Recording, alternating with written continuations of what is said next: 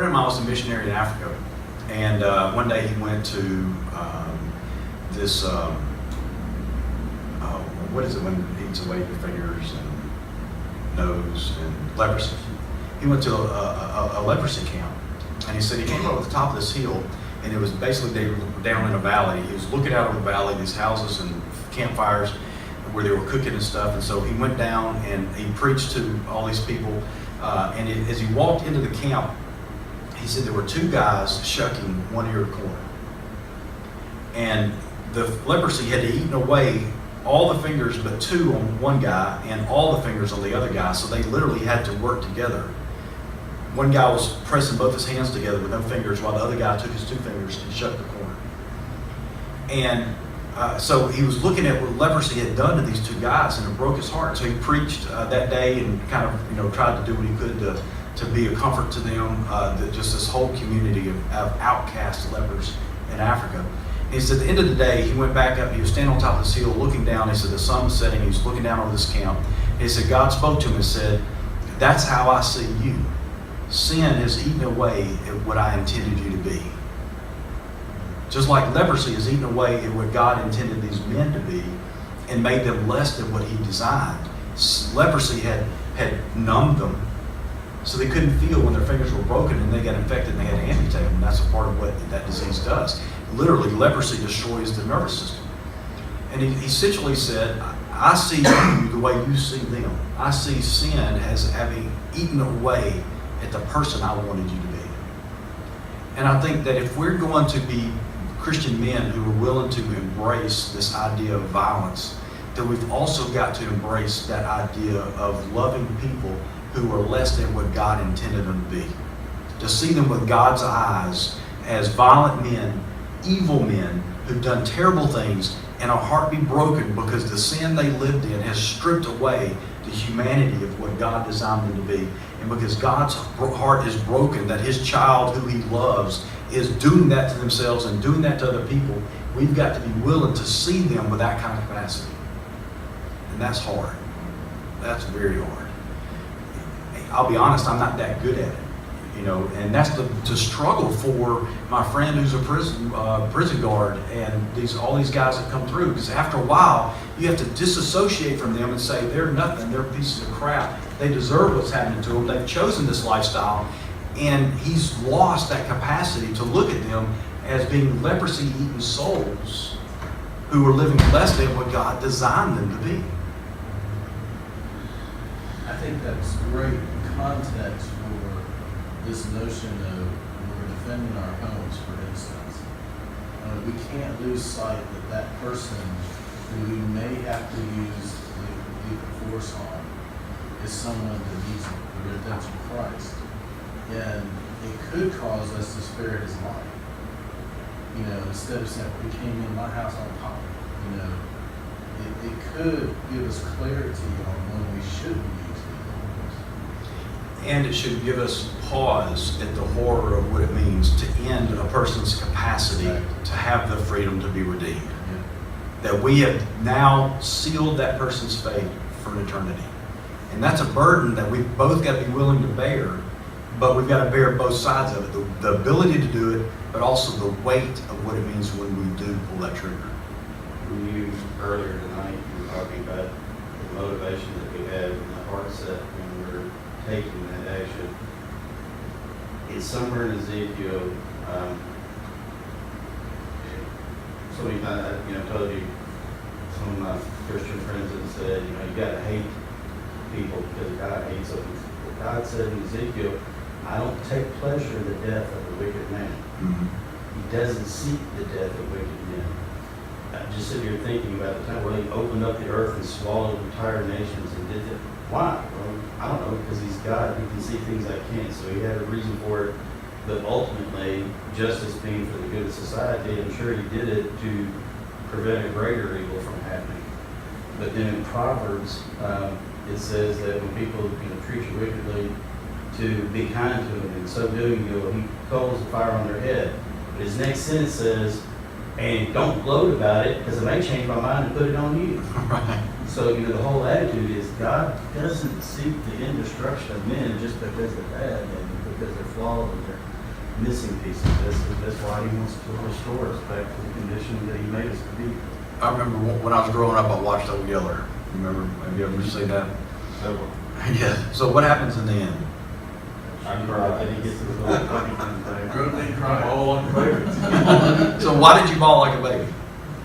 What happened? Clean his best friend. Yeah. So here's a dog that he loved who got sick. And he had to put that dog down because he was rabid, right? So he saw this rabid dog, but what his heart saw was his friend. I mean, I remember crying about it the first couple times I saw it, and I probably still would if I saw it again. I think it's probably why I don't watch it again. You know, I don't want to re-enter that. That's how God sees men. They become sick with selfishness, and it's allowed them to do horrible things to other people. And he looks at them and he sees them as this person he loved as a baby, and a person he loved as a young kid, and a person he's loved as a young adult, and a person he loved then as in the full maturity of their evilness. But at some point, their pain and the sin of the world infected them, and they got sick with this selfish desire to take care of themselves at the expense of other people. And God has to put them down with a broken heart, just like old Yeller happened. And if we're going to be healthy, we've got to walk in the world with that same kind of capacity, loving the old Yellers around us, recognizing that they're infected with a disease called selfishness. And that selfish love, I've talked about love here, right? And so the idea that we love ourselves so much that I'm willing to make other people pay the price for my satisfaction. This selfish love. And I don't know if everybody heard, so I want to touch on this. It's interesting that when you look back at the Greek and you look at what the ideas of love were, one of them was eros. And eros didn't mean erotic the way we mean it, but what it meant was this loving somebody else because of what it does for me. And it was this selfish love. So if and the word was actually the same word they used for gravity. So if you took a rock up and you threw it, it always came back to the earth. So no matter what you do, the earth always drew everything back to itself. So the same way the earth draws everything back to itself, if I'm loving erotically, if I'm loving selfishly, then I'm loving in a way because it pleases me. So if somebody goes in to see a prostitute or see a stripper, they don't care about the person. All they care is about how that person makes them feel, right? So I have this feeling of love, this erotic emotion, not because you matter or because you are unique, or not because I care about you, but I only care about how you make me feel. It's this selfish love. And so erotic love is objectified love. It's love where I love something because it does something for me, not because there's a person on the other side who matters. And it's interesting, I think, if you really think about how we love our families, a lot of times our love for our wives comes down to that kind of love too. If you don't make me feel a certain way, I'll find somebody who does make me feel that way. And we go out and we turn and we begin, but that's the ultimate selfish kind of love. And so I think we've got to be careful that we don't hate or love ourselves, love ourselves and hate sinners in that same way, because of how it makes me feel to exact vengeance on other people, to stop wrong. If it makes me feel good at stopping wrong, I'm doing something wrong. Because for me to stop something wrong like that means I had to stop a beating heart. And there's a danger in finding satisfaction in that. And I honestly think that's the burden that a lot of our military men come back with. I talked to a friend of mine who was a professional killer. He was in the Marines for 15 years, and then he did contracting work for about 10. And he said, honestly, Lance, he said, I never had any problems with PTSD. He said, because I never felt guilty pulling the trigger. He said, he told me pull it, I pulled it. I never thought about whether it's right or wrong. He said, I literally had no moral dilemma pulling the trigger. And I said, that's kind of scary, brother. That you didn't care who you killed. You had no regard for who you killed. You just did what you were supposed to do. And I said, and he said, honestly, he said, yeah, I agree with you, it is. And I said, it's sad that we train men how to kill but we never train them how to deal with killing. So they go overseas and they're experts in killing, but they're horrible at living a lot of times. And some of them come back and can't live. They can't bear the burden of what they've experienced. Their soul can't bear the weight of what they've experienced, and it just breaks them down. And it's devastating what we allow our soldiers to go through, because we teach them how to kill but not how to live with it. And I can imagine if I was in that place, I think it's by God's grace I didn't go. I don't think I could have come back and reintegrated into society at that time in my life. I don't know that I could now, but I definitely see how I could have embraced, like my friend did, compartmentalized so much so I could survive, that I had no regard for what I shot. I just did what I was supposed to do to save my guys. And we're not designed to live that way. And so we have to literally disassociate from our humanity in order to survive. And I think that's a dangerous place for us to be, because at that point you've lost being a moral human and navigating morality and making decisions on what is right and wrong. And we've only given in to vengeance. They're the enemy, they deserve to die. And when that's all we care about, then we've lost sight that they're human. And they have families. And there are implications for them. Can I pull you back? I want to go back a little. Yeah, go ahead. Because something that you talked about in context for what it was, it struck me in a completely different way at the time it was spoken. And I think that it plays a lot into what some of us might have a problem with, relying on people, relying on my brother to help me do something. You talked about the lepers. One guy's got no fingers, one guy's got 2 fingers. And what did they do?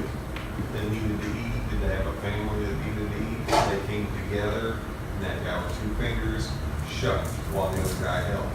And I think that speaks a lot to understand the context it was put into to show you,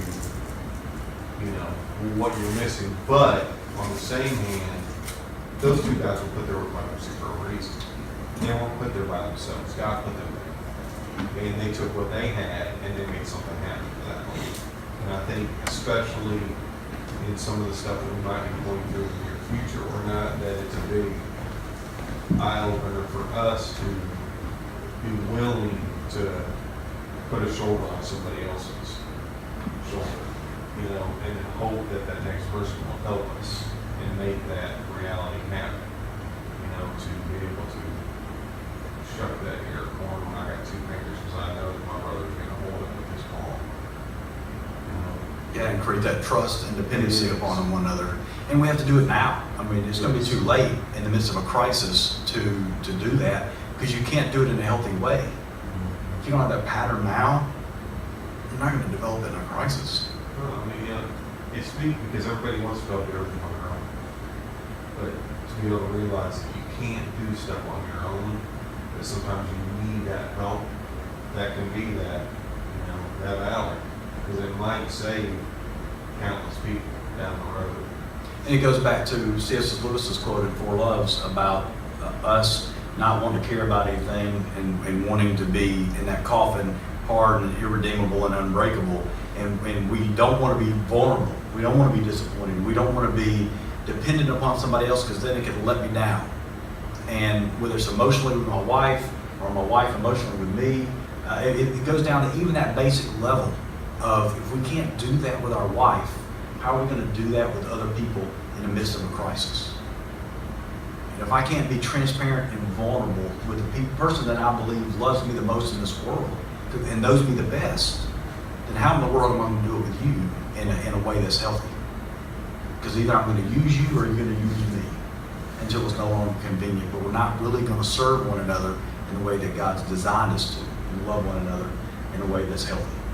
I think crossing that barrier is necessary. There are a number of reasons. One, because we're a very good relationship.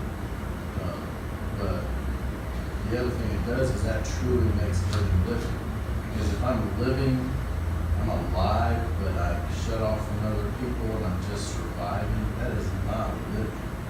You're alive, but you aren't really living. You're a zombie. I would rather die the old saying, I would rather have died in blood than to die and not have blood at all.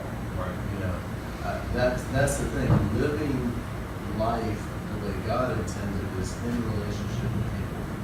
And if you shut yourself off, you're completely living the opposite of how He designed us to live. So, how much longer do we have in these rapid here? It's up to you. So when we're talking about exacting justice and vengeance, it's interesting when Hebrews in the Old Testament cried out for God's justice, for Him to return, and their desire for Him to return to judge the world. We hear that word in the sense of judicial, like a judge would say, you're right, you're wrong, Israel's right, and all these people are wrong. But that's not what the word really means. The word meant to order things the way they were supposed to be. So their prayer was that God would come back and judge the world, which means that He would make the world the way He originally intended it, and He would put all things back in their proper place. And so our cry for justice should be our cry to make things right, not to make us right. Not to prove I'm right, but to make things right. So, which may mean I'm wrong to some degree, and they're wrong to some degree, and God's going to come back, and His justice is going to make all things right, and call me to account, call you to account, and it is, it's not just Black Lives Matter or Hillary or Obama. When God comes back to judge the world, He puts everything in its proper place. And so that was their cry, not for justice in the sense of vengeance, like God come back and punish these guys for coming over here and enslaving us.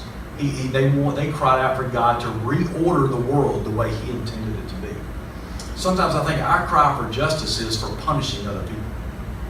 We want other people to suffer because they've done wrong, rather than God, I'm not asking you to judge them in that sense of vengeance. I'm asking you to come back and make me right. Help me to love the way you love. Help me to show me what I've done wrong with my wife and my children. Yeah, come back and make Black Lives Matter right, and make Obama right, or Hillary right, or Trump right, or whatever. But my heart should be, God, start with me. I want to be like you. I want to be right. Make me right before you make them right. Does that make sense? So when we see that, we have this understanding in the Old Testament of an eye for an eye and a tooth for a tooth. And that makes sense to us. I mean, if you do something wrong, you should pay for it. And so God introduced that concept in the Old Testament so we could understand the New Testament idea of grace. Because this is a friend of mine, Jerome Van Kyken, did research on grace, and this is one of the quotes that he wrote in his book. True forgiveness means counting the injury done as the penalty required.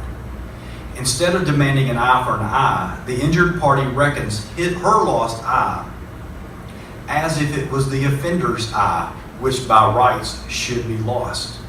The party already harmed by sin acts in mercy to substitute that harm for the harm due the guilty party. So the eye for an eye has to be there for us to understand grace. So that if you poke my eye out, I didn't say you need to lose your eye. I would say I'm offering you grace, so my eye is the penalty for your sin. I'm paying the price for what you did wrong. I'm taking into my body sin. Your sin, I'm taking into my body, and I'm paying the price for it. That's grace.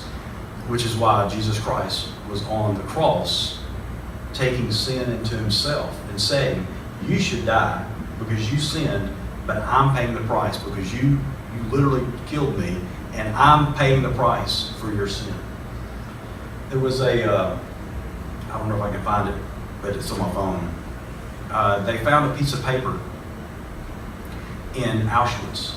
It was just hand scribbled on a little small piece of paper, and it was a prayer. And I wish I could quote the prayer, but basically the prayer said this: Dear God, take our good works and use it to give grace to those who've done this to us. Take our good works, the suffering that we have done here in Auschwitz, take the suffering that they have done to us, and use the way we have suffered as an overflow to give grace to those who called it to us. That's stunning to me. It's heartbreaking. It is, because where does it stop? If it is just a prayer, if it is just, I'm going to take your suffering because you took my eye on you, will it stop there? Or will that person or those people continue on until there's violence of equal or greater force put on them to stop it? That's the struggle that, No, well, that is, I mean, there are two sides of that coin. The coin is, in order for me not to become like them, right. but at the same time, see, this is where we find the whole God, Right. who is love and grace, but justice as well. So I go, God, count my suffering as for their benefit. Put it on their side of the ledger, because I have suffered more than I should have, so there's an overflow on my side of the ledger. I've done enough. Put that overflow, credit it to their account.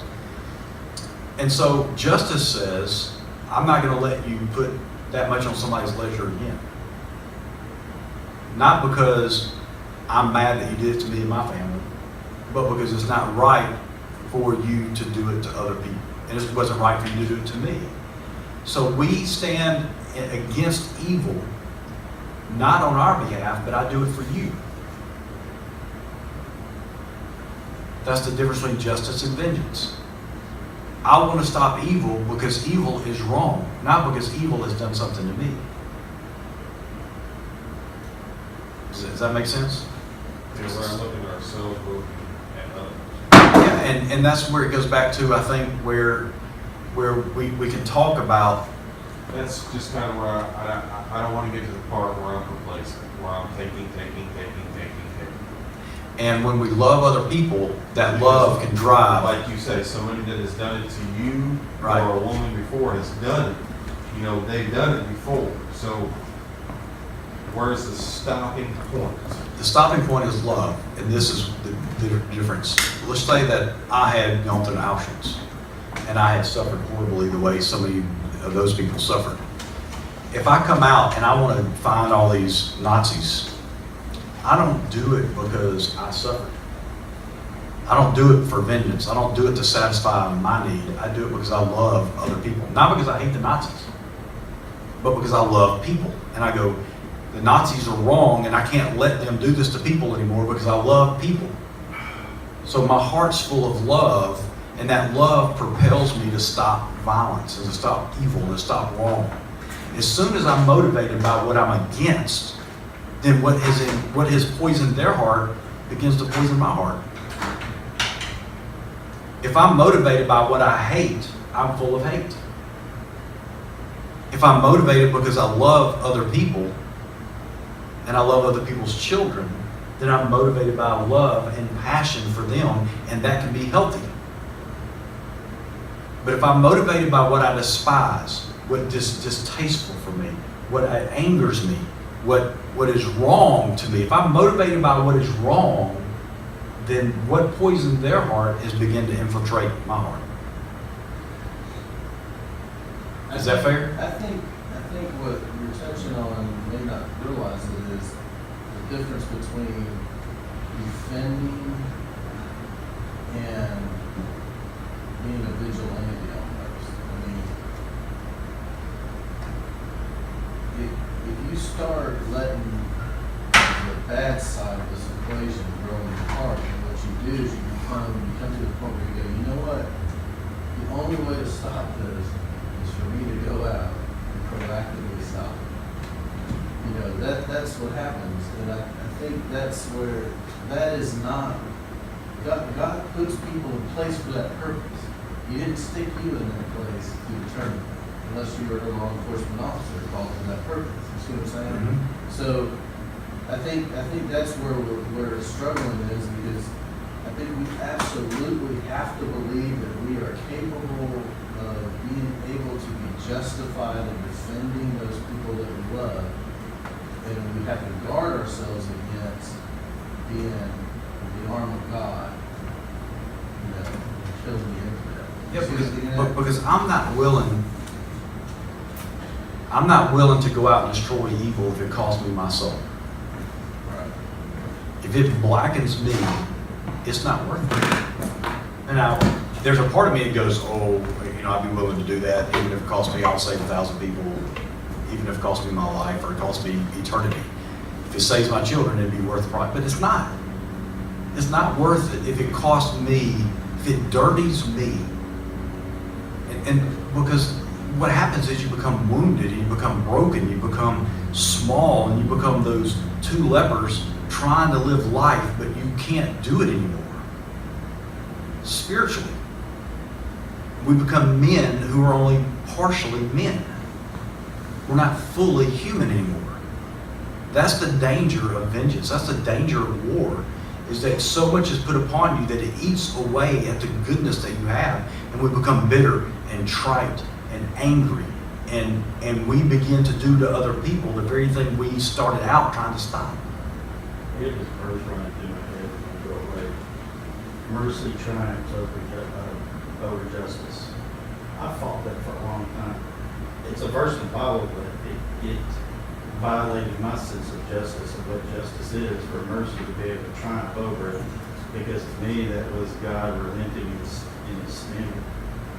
But I'm listening, just listening here. Mercy triumphs over justice. Justice is the justification for what we do in that sense, in that time, provided that we have listened and obeyed and we're doing what God is telling us to do. But mercy is what prevents us from turning vigilante, because at our core, do we desire for them to be restored or no? You're talking about the Crusades, basically. I'm talking about the jackass kind of road stole from me, and I want to go punch him in the head, beat him up Yeah. Mercy says, I want his restoration to God more than I want my stuff back. So even though I'm justified in that he did wrong and it's mine, and I'm better off, and is he better off, and my kids better off, because they see daddy standing strong and not giving into hate and anger and Right. They see us healthy and living healthy. And so there's a mercy that if we have an attitude or a heart of mercy before the situation comes, that doesn't mean that we don't act in that situation, but it means that our motivation is going to be tempered before we go flying off.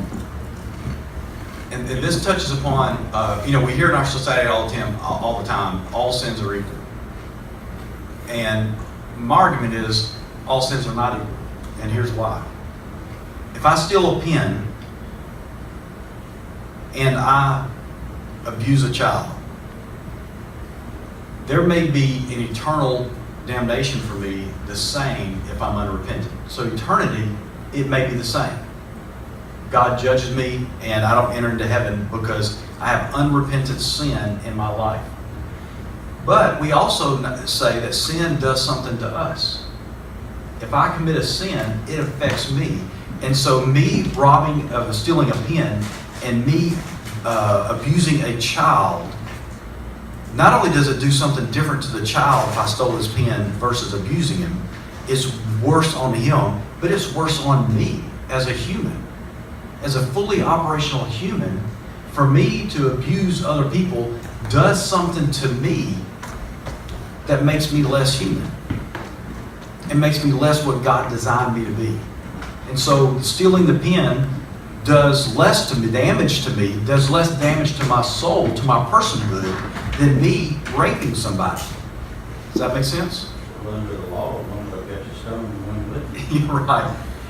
And so, but when people say today, God judges everybody the same because all sin's equal, I want to say, no, it's not. Because not only does my sin affect, the worse my sin is, the more dramatically it affects the person I'm abusing, but the more dramatically it affects me as a human. And so my desire for justice is not just to make it right for that child, but also to keep that person from damaging their humanity even more. I want to stop them from destroying themselves the same way they would be if they were doing drugs. Because the more drugs you do, the worse it is for you, right? So the more damaging sin that you commit, the worse it is for you as a human, and the less redeemable you become. Because your heart's hardened, and your heart's eaten away, and your humanity is eaten away. Does that make you more righteous to want to stop the person from harming themselves more than to want to stop the person from harming other people? I don't know, because if we love people, then our motivation for both of those is the same.